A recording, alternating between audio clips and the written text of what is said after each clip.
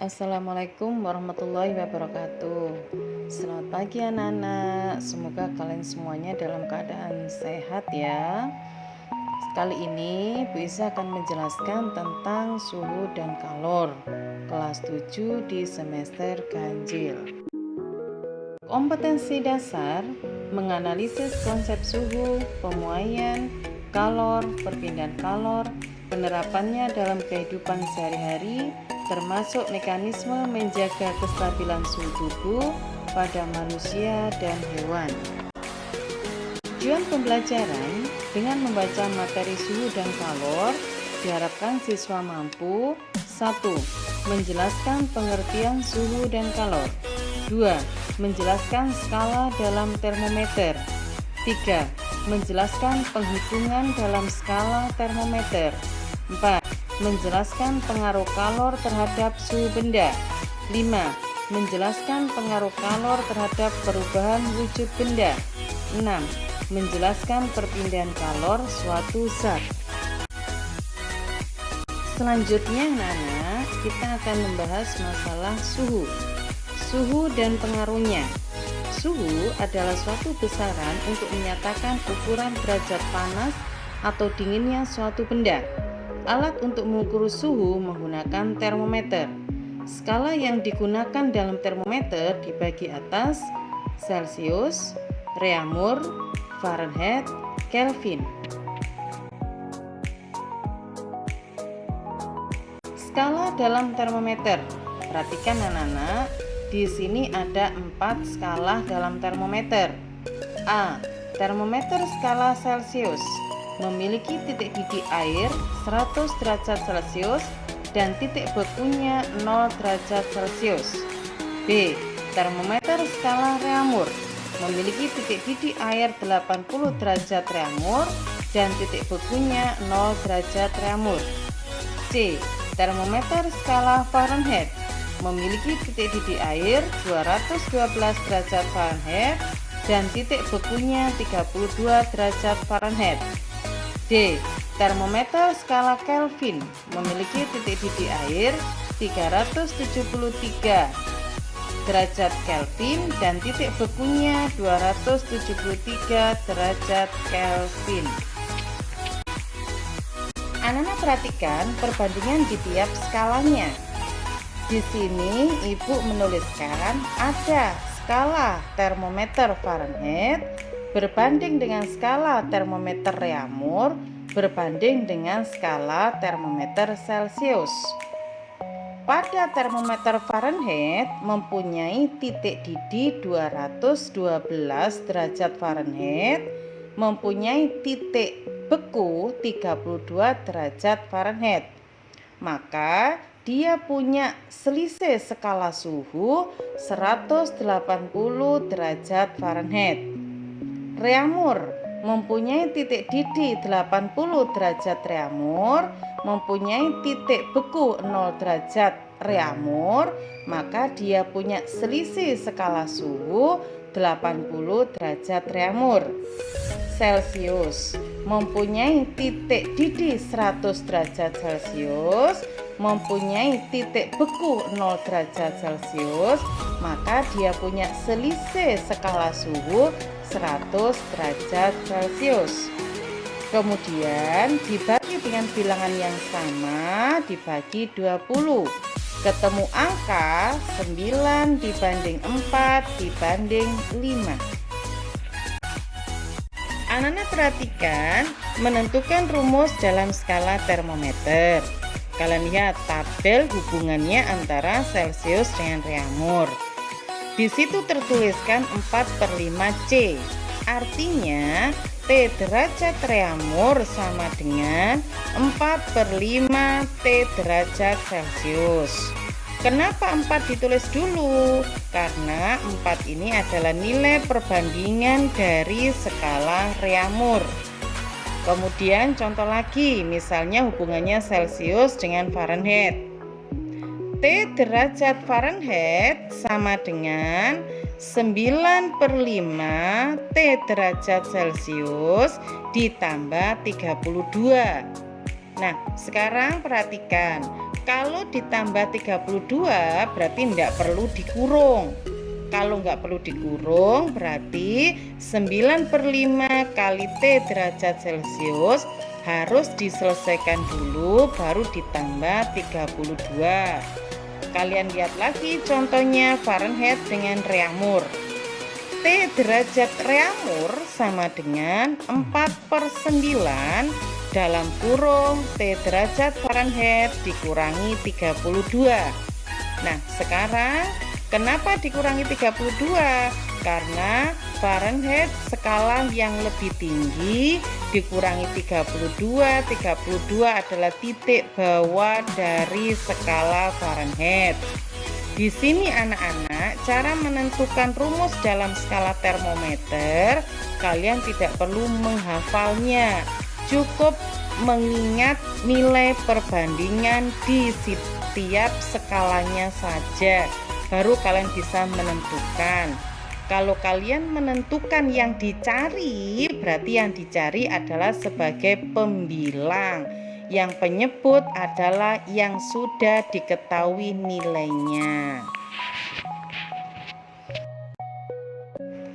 Kalian perhatikan ketetapan skala termometer. Dalam ketetapan skala termometer, di situ Ibu tuliskan ada skala tertinggi yang di situ tertulis sebagai titik tetap atas atau air mendidih. Kalau Celcius 100 derajat Celcius, Reaumur 80 derajat Reaumur, Fahrenheit 212 derajat Fahrenheit, Kelvin 373 Kelvin. Untuk titik tetap bawah itu adalah pada saat air membeku. Kalau Celcius 0 derajat Celcius, Reaumur 0 derajat Reaumur, Fahrenheit 32 derajat Fahrenheit, Kelvin 273 Kelvin. Anak-anak perhatikan, di sini Ibu tuliskan penghitungan untuk skala suhu. Nomor 1, sebuah zat cair diukur suhunya menggunakan termometer Fahrenheit. Diperoleh angka 105 derajat Fahrenheit. Berapakah suhu zat cair tersebut jika diukur menggunakan A. Termometer Reaumur, B. Termometer Celcius, C. Termometer Kelvin. Yang nomor 2, seorang siswa membuat termometer dengan batas bawah dan batas atas sebesar 0 derajat S dan 40 derajat S. Benda diukur suhunya menggunakan termometer Celcius. Diperoleh angka 60 derajat Celcius. Berapakah angka yang ditunjukkan jika diukur dengan termometer yang dibuat siswa tersebut? Anak-anak perhatikan pembahasan berikut. Diketahui suhu dari Fahrenheit sama dengan 105 derajat Fahrenheit. Kalian disuruh mencari suhunya Reaumur, suhunya Celcius, suhunya Kelvin. Untuk suhunya Reaumur sama dengan 4/9 dalam kurung T derajat Fahrenheit dikurangi 32. Kalau Fahrenheitnya dikurangi 32, berarti yang di dalam kurung harus diselesaikan dulu. Di sini tertuliskan rumus 4/9. 4 kenapa ditulis dulu anak-anak? Karena 4 ini adalah nilai perbandingan dari skala Reaumur. 4/9, 9 dituliskan karena yang diketahui adalah skala Fahrenheit. Maka hasilnya suhu Reaumur sama dengan 32,4 derajat Reaumur. Kemudian yang B, soalnya pembahasan juga sama. Kenapa ditulis 5/9? Karena 5 adalah skala perbandingan dari derajat Celcius. 5/9 T derajat Fahrenheit dikurangi 32. Hasilnya adalah 40,6 derajat Celcius. T Kelvin sama dengan T derajat Celcius ditambah 273. Sekarang Celcius sudah diketahui, masukkan 40,6 derajat Celcius ditambah 273 ketemu 313,6 Kelvin. Anak-anak perhatikan pembahasan soal nomor 2. Tadi soal nomor 2 tertulis seorang anak membuat perbandingan dari skala Celcius. Dia mengatasnamakan termometer es. Termometer es mempunyai titik didih 40 derajat es, mempunyai titik beku 0 derajat es. Termometer Celcius mempunyai titik didih 100 derajat Celcius, mempunyai titik beku 0 derajat Celcius. Kemudian yang dicari adalah nilai X pada termometer es. Kalian lihat pembahasannya, 40 min X dibagi X min 0 sama dengan 100 min 60 dibagi 60 min 0. Di bawahnya 40 min X dibagi X sama dengan 40 dibagi 60. Kalau sudah dikerjakan itu, setelah itu kita kalikan silang. Nah, kalian lihat 40 min X dalam kurung dikalikan 60. X dikalikan 40. Ketemu 2400 dikurangi 60X sama dengan 40X. Ketemu 2400 sama dengan 40X ditambah 60X. Ketemu hasilnya 24 derajat S.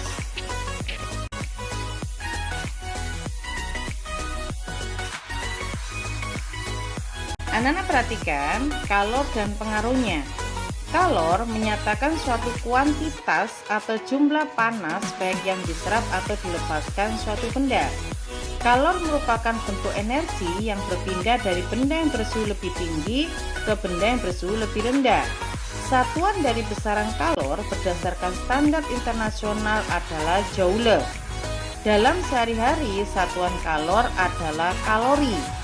1 kalori sama dengan 4,2 Joule, 1 Joule sama dengan 0,24 kalori. Kalor dapat merubah suhu benda. Sekarang kalian perhatikan rumus di bawah ini. Q sama dengan M kali C delta T. Q sama dengan jumlah kalor, M sama dengan massa benda, satuannya kilogram, C sama dengan kalor jenis, satuannya Joule per kilogram kali derajat Celcius. Delta T sama dengan perubahan suhu. Kalor jenis adalah banyaknya kalor yang diperlukan tiap satu satuan massa zat untuk menaikkan suhu 1 kg zat sebesar 1 derajat Celcius. Kapasitas kalor adalah banyaknya kalor yang diperlukan zat untuk menaikkan suhu 1 derajat Celcius. Perhatikan kapasitas kalor berikut ini.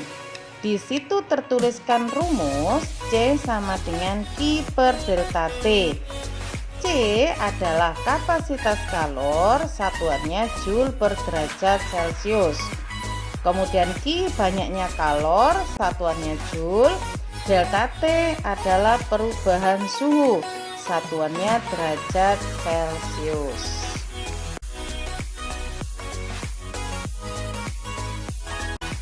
Anak-anak perhatikan, Ibu menuliskan contoh soal untuk kalor. Untuk menaikkan suhu 5 kg air dari 15 derajat Celcius menjadi 40 derajat Celcius, diperlukan kalor sebanyak titik-titik. Di sini C yang tertulis adalah 4,2 kali 10 pangkat 3 Joule per kilogram derajat Celcius. Rumus yang tertulis adalah Q sama dengan M kali C kali delta T. Masanya yaitu 5 kg kali 4200 Joule per kilogram kali Suhunya T2-T1. Suhu yang tertulis di situ adalah suhu akhir dikurangi suhu awal. Ketemu di situ hasilnya 525.000 Joule. Selanjutnya anak-anak, kalor dapat mengubah wujud zat. Besarnya energi kalor yang dibutuhkan untuk mengubah wujud zat sebanding dengan massa benda dan kalor latin. Kalor latin dibagi menjadi dua, yaitu Q sama dengan M kali L dan Q sama dengan M kali U. Sekarang rumus untuk Q sama dengan M kali L adalah Q sama dengan jumlah kalor, M sama dengan massa benda, L sama dengan kalor lebur. Kalor uap adalah banyaknya kalor yang dibutuhkan tiap satu satuan massa zat cair untuk menjadi uap pada titik didihnya. Ini adalah jenis kalor latin Q sama dengan M kali U.